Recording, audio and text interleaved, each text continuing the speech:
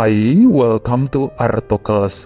Seperti biasa, untuk menyelingi kasus rumah tangga dan percintaan yang terbahas, ada video 3-in-1 case menarik yang tentu bikin terharu untuk membuka wacana kamu tentang kisah nyata pendek tanpa konflik sebagai pembelajaran hidup.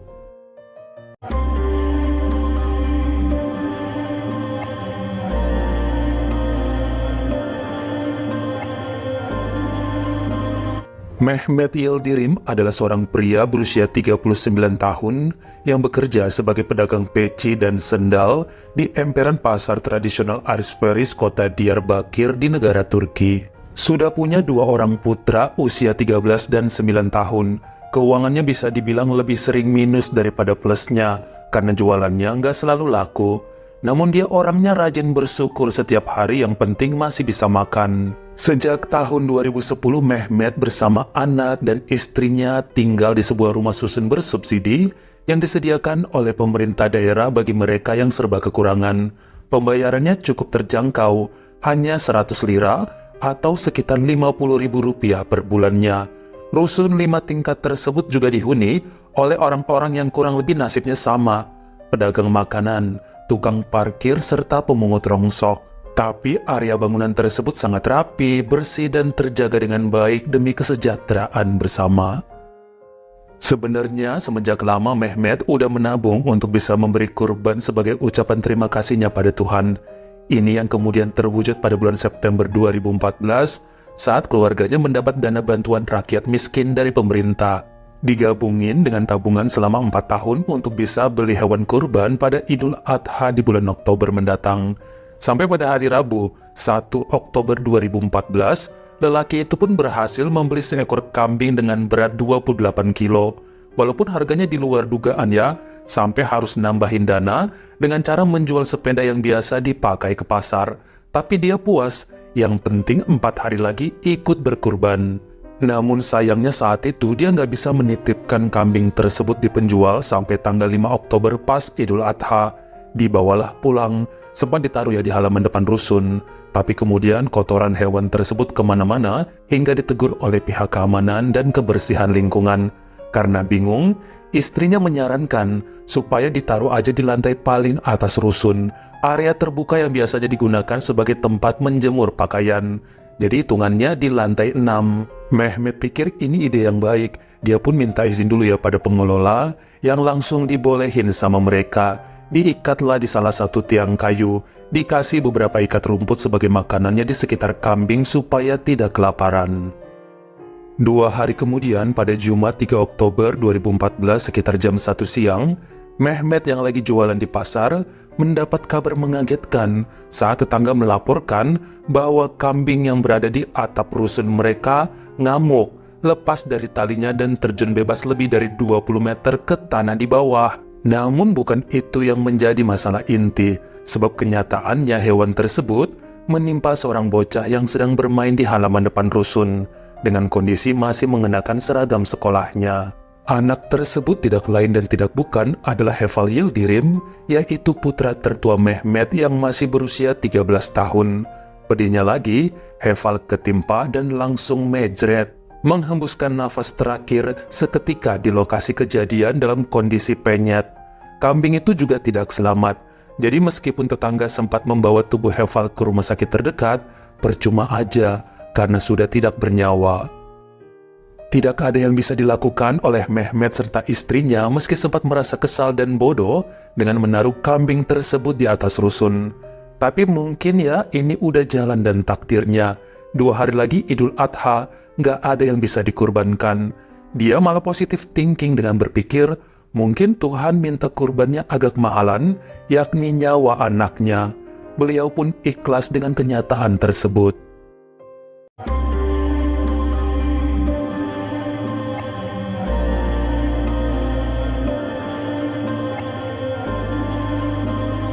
Pada tahun 1957, Lawrence Joshua Bader atau Larry tinggal bersama istrinya Mary Lou dan 3 orang anak di kota Akron, Ohio, Amerika.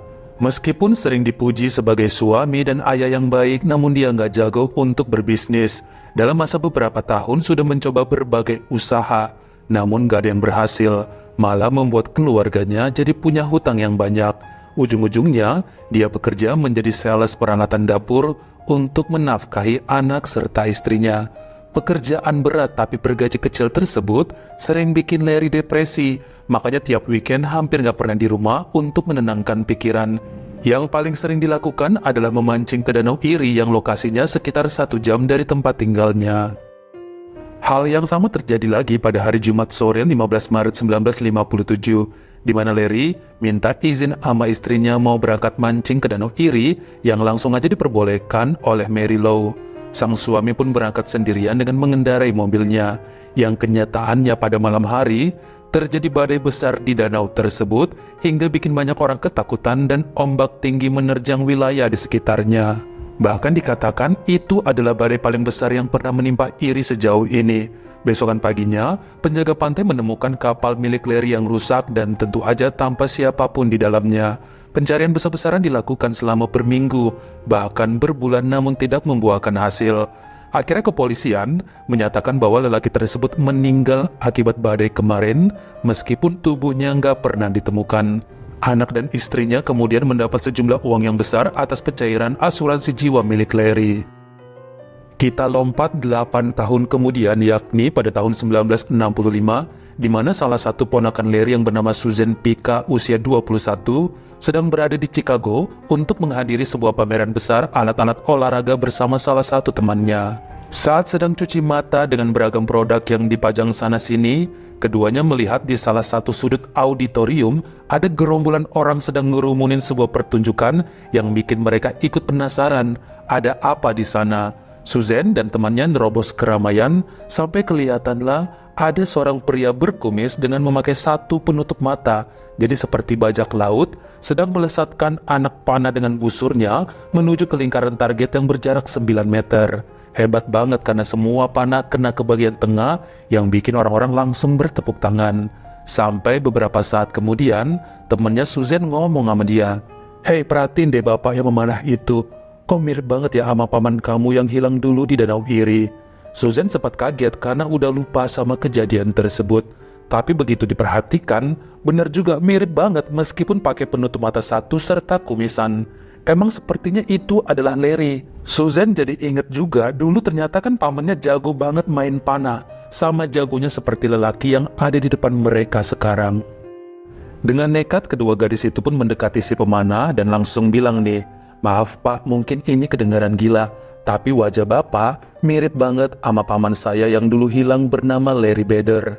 Pria itu langsung ngejawab, "Maaf banget, saya nggak tahu siapa yang kalian maksud, tapi nama saya bukan Larry, saya John Johnson atau biasa dipanggil Fritz. Maaf ya, saya bukan paman kamu." Setelah ngobrol, bahkan Susan semakin yakin bahwa itu pamannya dengan gaya bicara dan gerak tubuh yang sama persis. "Saya yakin 100% Anda pasti paman saya yang pernah hilang di Danau Erie. Positif saya masih ingat banget sama kamu, Pak." Dengan nada suara lebih sabar, Fritz menjawab kembali, "Maaf adik-adik, saya bukan Larry dan gak pernah juga pergi ke Danau Erie. Saya gak ngerti kenapa kalian nuduh bahwa saya adalah paman kalian. Aku tinggalnya di Omaha, Nebraska dengan istri dan anak-anak. Kerjaku sebagai jurnalis olahraga di Omaha. Saya juga marketing di perusahaan busur dan panah, makanya ikut pameran di sini. Jadi tolong jangan ganggu saya lagi." Setelahnya pria itu meninggalkan kedua gadis tersebut. Tidak menyerah, langsung aja Susan dan temannya keluar gedung pameran mencari telepon umum, lalu menghubungi ayahnya serta paman satunya lagi, jadi kedua abangnya Larry. Dijelaskan semua mengenai apa yang mereka temukan, dan langsung ya dua lelaki tersebut malam itu juga terbang ke Chicago, lalu mendatangi pameran olahraga keesokan harinya, ke stand busur dan panah, sampai langsung ketemu lagi dengan Fritz yang sedang mendemokan peralatannya. Keduanya langsung yakin bahwa itu adalah adik mereka meskipun salah satu matanya ditutup, juga ada kumis tebal di atas bibirnya. Ini adalah Larry Bader yang sangat disayangi. Karena Fritz membantah, langsung diajakin ke kantor polisi terdekat, sebab dua lelaki tersebut udah ngebawa akta lahir serta dokumen militer di mana Larry pernah ya mengabdi untuk negara saat muda. Mari kita cocokkan sidik jarinya untuk meyakinkan apakah kamu memang bukan adik kami. Sebenarnya Fritz merasa terganggu lalu menolak diajakin ke kantor polisi. Namun karena semuanya pada mohon-mohon, akhirnya dituruti oleh pria tersebut. Setelah sidik jari diambil dan dicocokkan, petugas menyatakan bahwa memang benar, kamu adalah Larry Bader, sidik jarinya cocok. Hal ini bikin Fritz kaget dan terus saja memegangi kepalanya di kantor polisi karena kebingungan. Apa yang terjadi? Kok bisa-bisanya dia nggak punya ingatan sedikit pun jika emang benar dulu dia adalah Larry Bader. Bahkan bilang ingatannya hanya sebatas beberapa tahun lalu dan nggak punya memori apa-apa tentang masa kecilnya. Dalam penyelidikan selanjutnya ketahuanlah bahwa 8 tahun lalu, sekitar sebulan setelah kepolisian mengumumkan Larry Bader dinyatakan meninggal di Danau Erie, Fritz muncul dengan kebingungan di kota Omaha, lalu memasuki sebuah restoran untuk minta kerja sambil membawa dokumen yang ditemukan di tempat sampah dengan nama John Johnson. Jadi dia tuh terdampar sejauh itu.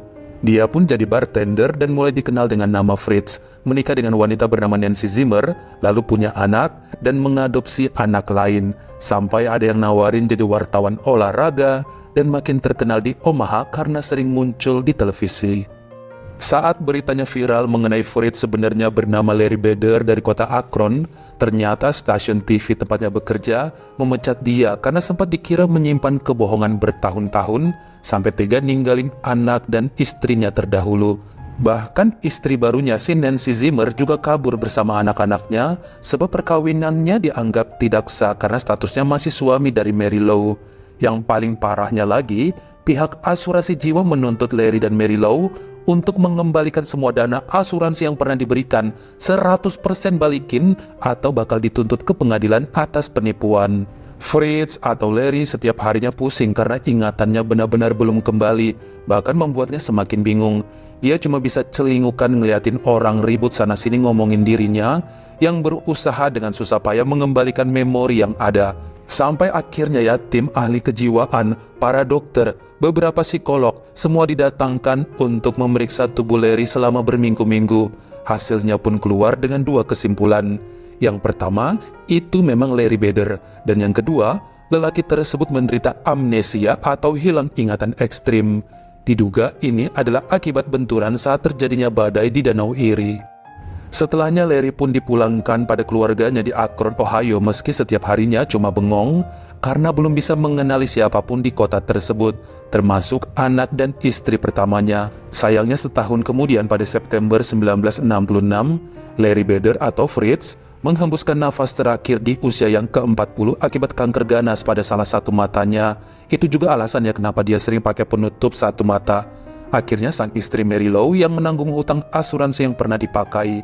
Usianya masih cukup panjang, sampai pada tahun 2012 baru perempuan tersebut berpulang. Sementara sampai saat ini, kasus amnesia yang dialami Fritz atau Larry dinyatakan sebagai kasus lupa ingatan paling parah sepanjang sejarah manusia di bumi.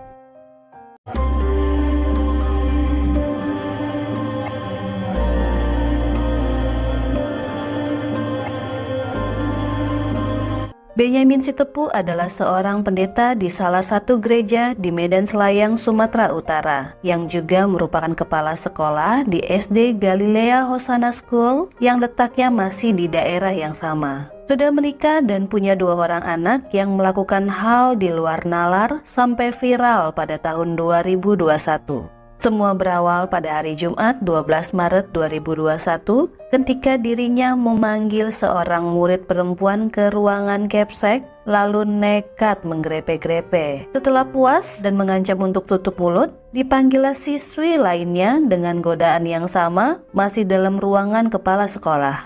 Yang ini lebih nekat sih, sampai mengecup dan perbuatan tercela lainnya.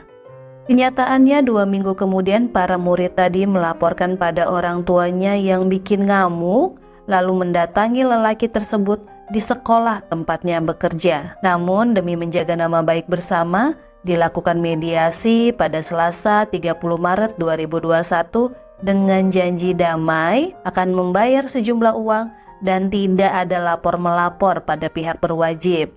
Namanya kabar aneh. langsung cepat aja menyebar hingga muncullah 4 gadis lainnya yang mengaku pernah diobok-obok juga oleh pendeta itu dalam rentang antara tahun 2018 sampai 2019. Bahkan beberapa dari mereka sempat diajakin ke hotel untuk melakukan hal luar biasa ekstrimnya. Masih bocah malah disuruh ngenyot anunya si bapak. Akhirnya resmi pihak orang tua menyewa seorang pengacara bernama Ranto Sibarani untuk menyeret kepala sekolah itu ke meja pengadilan. Ditangkaplah si Benyamin Sitepu pada hari Senin 3 Mei 2021. Dalam kesaksiannya di Pengadilan Negeri Sumatera Utara, Benyamin mengakui perbuatannya terhadap 6 siswi didiknya, namun beralasan semua dilakukan karena hilaf. Tapi alasan begitu udah terlalu klasik dan klise, hingga membuat Hakim Jufida Hanung pada hari Rabu 29 Desember 2021 menjatuhi hukuman 10 tahun kurungan serta denda 60 juta rupiah pada lelaki tersebut. Keluarga korban ngamuk karena vonisnya dianggap terlalu ringan tanpa memberi efek jerah. Namun sekali lagi majelis hakim menitik beratkan pada keterangan sebagian korban bahwa sudah ada damai sebelum kasusnya naik ke persidangan. Padahal menurut kabar yang beredar, itu aslinya lebih dari 6 loh korbannya, sebab yang lain lebih memilih tutup mulut karena malu. Bagaimana menurut kamu, mana dari 3 kejadian viral tadi yang paling ngenes dan bikin kita pengen ngacak-ngacak tempat sampah? Kalian komen di bawah. Kalau kamu suka sama video ini, jangan lupa klik like serta tombol share-nya. Buat yang baru pertama kali mampir, atau udah sering mampir tapi belum berlangganan, jangan lupa klik dulu tombol subscribe dan juga dinyalain notifikasinya, supaya lain kali kalau misalnya saya upload video baru, kamu jadi orang pertama yang tahu. Follow juga Instagram saya jika berkenan di Artokels S-nya 2. Dan jangan lupa untuk nontonin semua video saya yang lainnya. Ingat ya, tetap jaga jari dan juga lidah kita, supaya nggak nyakitin hati orang lain. Terima kasih.